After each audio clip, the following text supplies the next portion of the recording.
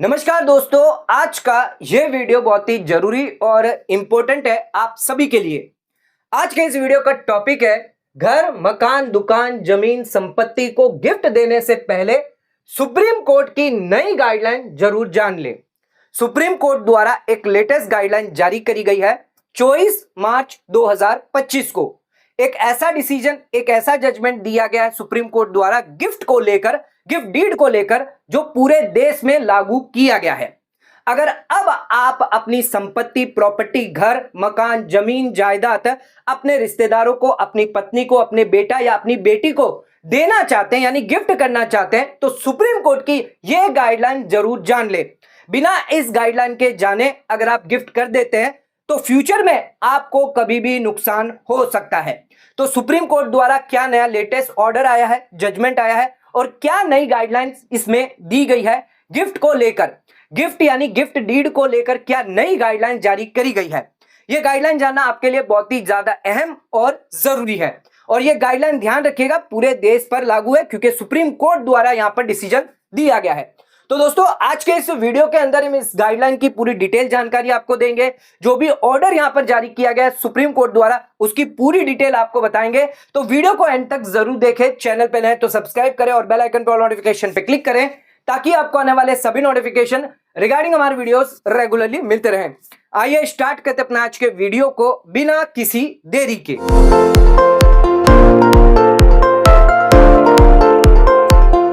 तो दोस्तों, आइए स्टार्ट करते अपना आज के वीडियो को और बात करते हैं सुप्रीम कोर्ट के लेटेस्ट जजमेंट के बारे में, ऑर्डर के बारे में, गिफ्ट रिगार्डिंग। तो इस केस के अंदर जो है दो पार्टी है, शशिंद्रन है और पुन्नम्मा है। सिविल अपील नंबर है 4312 और 24 मार्च 2025 को यानी लेटेस्ट जजमेंट आया है। अब इस केस की डिटेल बता दें तो पिता है जिन्होंने अपनी पुत्री को गिफ्ट कर दिया है प्रॉपर्टी 1985 में। तो पिता ने अपनी पुत्री को यानी अपनी डॉटर को जो है वो गिफ्ट करी है, प्रॉपर्टी गिफ्ट करी है। प्रॉपर्टी गिफ्ट ही नहीं करी है बल्कि प्रॉपर गिफ्ट डीड बनाकर साथ में उसको रजिस्टर भी करवा दिया। तो गिफ्ट डीड भी बनवा दी और रजिस्टर भी करवा दिया। लेकिन यहां पर पिता ने कुछ कंडीशन रखी है। क्या क्या कंडीशन रखी है? पहली कंडीशन कि जब तक वो जीवित है उस प्रॉपर्टी का जो कब्जा होगा वो उनका ही होगा, यानी वही उस प्रॉपर्टी पर जो है रहने वाले हैं। उस प्रॉपर्टी पर वो और उनकी जो पत्नी है यानी उनके जो पिता और माता है लड़की के, वो दोनों वहां पर रहेंगे और उनका ही कब्जा रहेगा जीवन काल तक, जब तक वो जीवित है। इसके अलावा अगर उस पर कोई आमदनी होती है तो भी वो उनकी मानी जाएगी, जो पिता है उनकी ही आमदनी मानी जाएगी। अगर उस घर से कोई आमदनी होती है यानी घर को अगर कभी रेंट चढ़ा दिया कोई भी पोर्शन, तो जो भी पैसा आ रहा है वो उनको ही दिया जाएगा पूरे जीवन काल तक। तीसरी कंडीशन यहां पर रखी गई कि जो भी प्रॉपर्टी दी गई है उस पर कभी भी मॉर्गेज किया जा सकता है, मॉर्गेज किया जा सकता है या कहीं पर भी हिस्से में लोन जो है वो कर सकते हैं। चौथी कंडीशन, जिस दिन से ये रजिस्टर हुई है उस दिन से सारी शर्तें जो है वो लागू कर दी जाएगी। तो जितनी भी शर्तें हैं जिस दिन से रजिस्टर की गई है उस दिन से लागू हो जाएगी। तो ये सारी जो बातें हैं, ये कंडीशन जो थी जिसके तहत पिता ने अपनी बेटी को जो है वो प्रॉपर्टी ट्रांसफर कर दी यानी गिफ्ट डीड के माध्यम से। तो यह जो गिफ्ट डीड हुई वो कंडीशनल गिफ्ट डीड हुई, क्योंकि यहां पर कई सारी कंडीशन लगाई गई थी, तो यह कंडीशनल गिफ्ट डीड मानी जाती है। अब यहां पर जो कब्जा है वो पिता के पास था। बेटी के पास कब्जा कब जाएगा? जब पिता गुजर जाएंगे तब बेटी के पास कब्जा जाएगा, यानी उनके पूरे जीवन काल के बाद जो कब्जा है वो बेटी को मिलना था। बेटी ने यहां पर जो गिफ्ट डीड थी वो रजिस्टर करवा ली।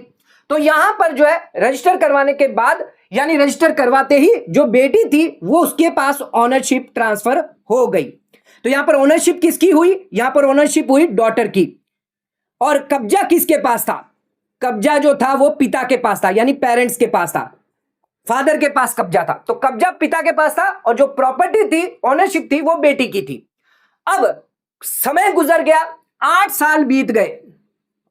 पिता ने 1994 में, क्योंकि पिता का एक पुत्र भी था, बेटा भी था, तो कुछ बातचीत हुई होगी, घर में कुछ हालात बने हुए होंगे, जिसकी वजह से पिता ने क्या किया, फादर ने जो गिफ्ट डीड बनाई थी अपनी बेटी के नाम से उसको कैंसल करवा दिया। तो उसको कैंसल के लिए यहां पर एक कैंसल डीड जो है वो जारी कर दी गई, कैंसल गिफ्ट डीड जो है वो जारी कर दी गई और उस गिफ्ट डीड को भी रजिस्टर्ड करवा दिया, क्योंकि हालांकि जो गिफ्ट डीड थी वो रजिस्टर थी, जिसकी वजह से कैंसल डीड को भी रजिस्टर करवाना पड़ा। हालांकि कब्जा जो था वो पिता के पास था और कब्जा जो बेटी को वो उसके मृत्यु के बाद दिया जाएगा। तो यहां पर जो है उन्होंने गिफ्ट डीड को कैंसिल करवा दिया और उस डीड को जो है रद्द कर दिया, जो गिफ्ट डीड बनाई थी उसको रद्द कर दिया। और इसमें ग्राउंड्स क्या दिए ये भी जान लीजिए। तो क्या क्या ग्राउंड्स यहां पर दिए? पहला ग्राउंड्स कि ये गिफ्ट डीड नहीं है, जो भी यहां पर बेटी को दी गई है गिफ्ट डीड नहीं है, ये तो विल है। और क्योंकि यहां पर जो कब्जा है उसके पास है, पिता के पास है, तो कब्जा भी यहां पर ट्रांसफर नहीं हुआ है। और इसी के साथ साथ चलो मान लीजिए ये गिफ्ट डीड भी अगर है तो भी यहां पर एक्सेप्टेंस जो था बेटी का वो नहीं हुआ था। एक्सेप्टेंस बहुत इंपॉर्टेंट है, जो भी गिफ्ट किया गया प्रॉपर्टी उसको एक्सेप्ट करना जरूरी है, तो वो भी यहां पर नहीं था। तो इन ग्राउंड्स की वजह से जो है यहां पर कैंसिल कर दी जो भी गिफ्ट डीड थी। इसी के साथ साथ पिता ने एक और एक्शन लिया कि यहां पर जो भी उनका बेटा था, सन था, उसको यहां पर सेल डीड एग्जीक्यूट कर दी, यानी उन्होंने उसको प्रॉपर्टी जो है बेच दी। गिफ्ट डीड कैंसिल करी और जो प्रॉपर्टी थी वो बेटे को सेल कर दी कुछ पैसों के साथ। तो कुछ पैसों का लेन देन हुआ, जिसके बाद जो बेटे ने प्रॉपर्टी जो है सेल डीड कर दी और इसको साथ साथ में रजिस्टर भी करवा दिया। तो ये पूरा वाकया हुआ जिसमें पिता ने अपनी बेटी को प्रॉपर्टी गिफ्ट तो करी थी, लेकिन उसकी मर्जी के बिना बाद में प्रॉपर्टी अपने बेटे को ट्रांसफर कर दी सेल डीड के माध्यम से। यानी अब जो मालिक था वो बेटा था, ना कि वो लड़की।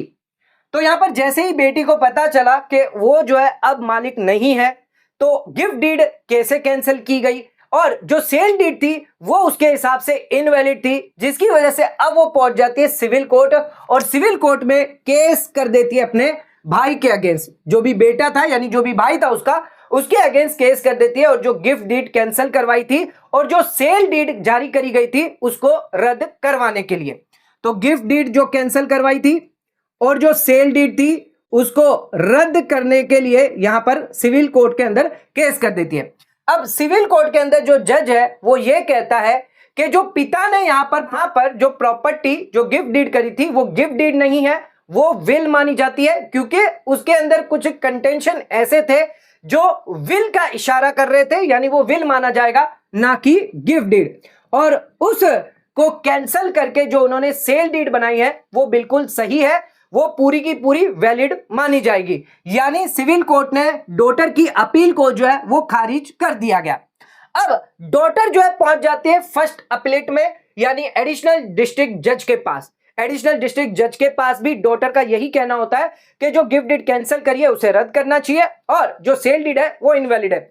लेकिन यहां पर फर्स्ट अपील जो एडिशनल डिस्ट्रिक्ट जज है वो भी यही कहता है कि जो लोअर कोर्ट ने डिसीजन दिया वो सही है, ये गिफ्ट डीड नहीं है, ये विल है और विल के मुताबिक ही यहां पर इसको कैंसिल किया गया है और एक नई सेल डीड जो है रजिस्टर करी गई है, जो बिल्कुल सही है। यानी जो सिविल कोर्ट ने जो डिसीजन दिया है वो सही माना गया है। यानी यहां पर भी जो है डॉटर की अपील जो है वो खारिज कर दी गई, यानी बेटी पहुंच जाती है हाई कोर्ट में। तो अब सारा मामला जो है वो हाई कोर्ट के पास आ जाता है और हाई कोर्ट के अंदर जो है डिसीजन दिया जाता है, जिसके अंदर अपील को अलाउ कर दिया जाता है। जो लड़की है जो बेटी है उसकी अपील को अलाउ कर दिया जाता है, जो कैंसिल गिफ्ट डीड है सेल डीड है इसको रद्द कर दिया जाता है और जो सिविल कोर्ट ने और फर्स्ट अपील ने जो ऑर्डर पास किए थे उसके दोनों ऑर्डर को खारिज कर दिया जाता है। तो हाई कोर्ट का यहां पर कहना है कि जो कब्जा है जो ऑनरशिप है वो लड़की को जाती है, जो लड़की है वही उसके कब्जेदारी मानी जाएगी, वही उसकी जो है ऑनरशिप मानी जाएगी। पिता का यहां पर कोई भी कब्जा नहीं माना जाएगा, पिता का यहां पर प्रॉपर्टी में ऑनरशिप नहीं मानी जाएगी, पिता का कोई भी लीगल राइट नहीं है उस डीड को यानी उस गिफ्ट डीड को कैंसिल करने का। जब पिता के पास ऑनरशिप नहीं है गिफ्ट डीड को कैंसिल करने का तो पिता यहां पर सेल डीड भी एग्जीक्यूट नहीं कर सकता और सेल डीड भी रद्द हो जाती है। तो हाईकोर्ट द्वारा यहां पर डिसीजन दिया गया, इंपॉर्टेंट डिसीजन दिया गया, जिसमें सबसे पहले हाईकोर्ट ने यह बोला कि जो भी पहले ओनरशिप है, सबसे पहले बात हुई ओनरशिप की, तो यहां पर ओनरशिप किसकी आती है? तो हाईकोर्ट ने यह बताया कि ओनरशिप जिस दिन यहां पर पिता ने अपनी बेटी को प्रॉपर्टी गिफ्ट करी उस दिन यहां पर ओनरशिप जो है वो ट्रांसफर हो गई। अब जो बेटी है वही उसकी ऑनर असली हकदार कहलाई जाएगी, ना कि पिता।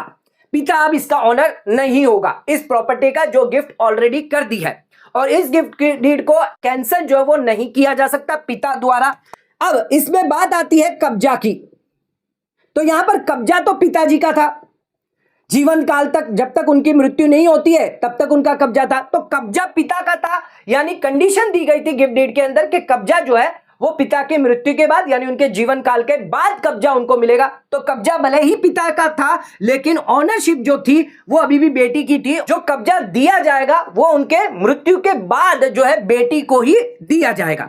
इसमें तीसरा सवाल ये भी उठा, एक्सेप्टेंस नहीं था, यानी जो गिफ्ट डीड बनाई थी उसमें बेटी का एक्सेप्टेंस नहीं था। तो हाईकोर्ट ने यह भी बोला कि गिफ्ट डीड को रजिस्टर करवाया गया है और रजिस्टर करवाते दौरान बेटी के हस्ताक्षर और अंगूठे का निशान है, यानी वो एक्सेप्टेंस माना जाएगा। हाईकोर्ट ने यह भी कहा कि यहां पर जरूरी नहीं है कि एक्सेप्टेंस फिजिकल होना ही है। यहां पर अगर डॉक्यूमेंट से यानी जो गिफ्ट डीड बनाई गई है जिसके अंदर कंडीशन रखी गई है, शर्तें रखी गई है कि आपकी जीवन काल के बाद उसको कब्जा मिलेगा, तो वो डॉक्यूमेंट ही काफी है। यहां पर जरूरी नहीं है कि प्रॉपर्टी ट्रांसफर होना ही एक्सेप्टेंस माना जाएगा।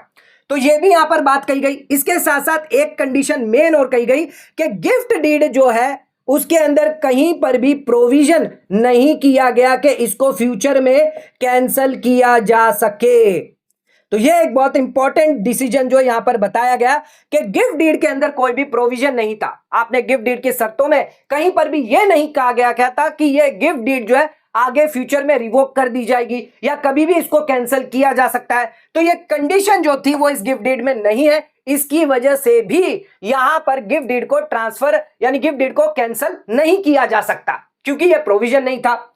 इसी के साथ साथ जो सेल डीड थी, क्योंकि पिताजी ने यहां पर जो है उनकी ओनरशिप नहीं आती है, तो उन्होंने यहां पर जिस दिन से गिफ्ट डीड ट्रांसफर करी उसके बाद उनकी ओनरशिप चली गई। ओनरशिप जो थी वो बेटी को ट्रांसफर हो गई। तो पिताजी ने गिफ्ट डीड करने के बाद अगर कोई डिसीजन लिया है, बेचा है, सेल डीड करी है, वो सारी की सारी इनवैलिड मान ली जाएगी। तो ध्यान रखिएगा सारी की सारी इनवैलिड हो जाती है। तो यहां पर सेल डीड इनवैलिड हो जाती है। तो हाईकोर्ट ने जो है वो डॉटर के फेवर में डिसीजन दिया और जो प्रॉपर्टी जो गिफ्ट डीड है उसको बरकरार रखा और जो कैंसल डीड थी और सेल डीड थी उसको खारिज कर दिया गया, उसको रद्द कर दिया गया। अब जो बेटा था अब तक तो वो यही समझ रहा था कि जो प्रॉपर्टी है वो उसकी है क्योंकि उसके पास सेल डीड है, लेकिन जैसे ही हाईकोर्ट का डिसीजन आया बेटे ने यहां पर जो है सुप्रीम कोर्ट के अंदर केस कर दिया कि जो भी गिफ्ट डीड यहां पर थी उसको रद्द किया जाए, यानी जो भी हाईकोर्ट का जो डिसीजन था उसको रद्द कर दिया जाए। अब सुप्रीम कोर्ट ने भी यहां पर क्या डिसीजन दिया है जो 24 मार्च 2025 को जारी किया गया। सुप्रीम कोर्ट का यह कहना है, जो हाई कोर्ट ने यहां पर बताया है कि ओनरशिप जो थी वो बेटी की थी ना कि पिता की। कब्जा जो था वो पिता का था, लेकिन हालांकि कब्जा जो है बेटे को उनके जीवन काल के बाद दिया जाएगा क्योंकि शर्तें दी गई थी गिफ्ट डीड के अंदर। इसके साथ साथ एक्सेप्टेंस की बात करी तो एक्सेप्टेंस जरूरी नहीं है फिजिकल हो, हालांकि डॉक्यूमेंट से भी एक्सेप्टेंस किया जा सकता है। बेटी ने यहां पर रजिस्टर करते वक्त अंगूठा और साइन किया था तो वो एक्सेप्टेंस माना जाएगा। और गिफ्ट डीड के अंदर कहीं पर भी कैंसिल का प्रोविजन नहीं था जिसकी वजह से इस गिफ्ट डीड को रद्द नहीं किया जा सकता। एक बार आपने प्रॉपर्टी ट्रांसफर कर दी, गिफ्ट डीड दे दी, तो प्रॉपर्टी संपत्ति जो भी होगी वो बेटी की होगी ना कि पिता की। अब पिता यहां पर सिर्फ कब्जा रख सकता है जब तक वो जिंदा है, वो उसे बेच नहीं सकता, ट्रांसफर नहीं कर सकता, और जो भी सेल डीड एग्जीक्यूट करी है वो सभी की सभी इनवैलिड कर दी गई है। तो सुप्रीम कोर्ट ने भी हाई कोर्ट के जजमेंट को सही माना और निचली दो अदालतों के जो जजमेंट थे, ऑर्डर थे, उनको खारिज कर दिया गया। तो इसका सार्थ क्या निकल के आता है आइए ये जान लेते हैं। अब आपको बताते हैं सुप्रीम कोर्ट द्वारा क्या गाइडलाइंस दी गई है गिफ्ट डीड को लेकर। तो अगर कोई भी व्यक्ति जो है गिफ्ट करता है अपने रिश्तेदारों को, रिलेटिव को, यानी कि अपने बेटे को, अपनी डॉटर को या अपनी पत्नी को या किसी अन्य व्यक्ति को, तो ध्यान रखिएगा कभी भी अगर आप गिफ्ट करते हैं तो उस केस में इस गिफ्ट डीड को जैसे ही आप करेंगे, जैसे ही आपने गिफ्ट डीड एग्जीक्यूट करी, तो यहां पर आपकी जिसको भी आपने करी है, मान लीजिए डॉटर को करी है, तो वो जो है ओनरशिप ट्रांसफर हो जाती है। यहां पर उसी दिन से जो है ओनरशिप ट्रांसफर हो जाती है अगर वो रजिस्टर भी आपने करवा ली गिफ्ट डीड को। तो ऑनरशिप जो है वो डॉटर की मानी जाएगी, ना कि आपकी।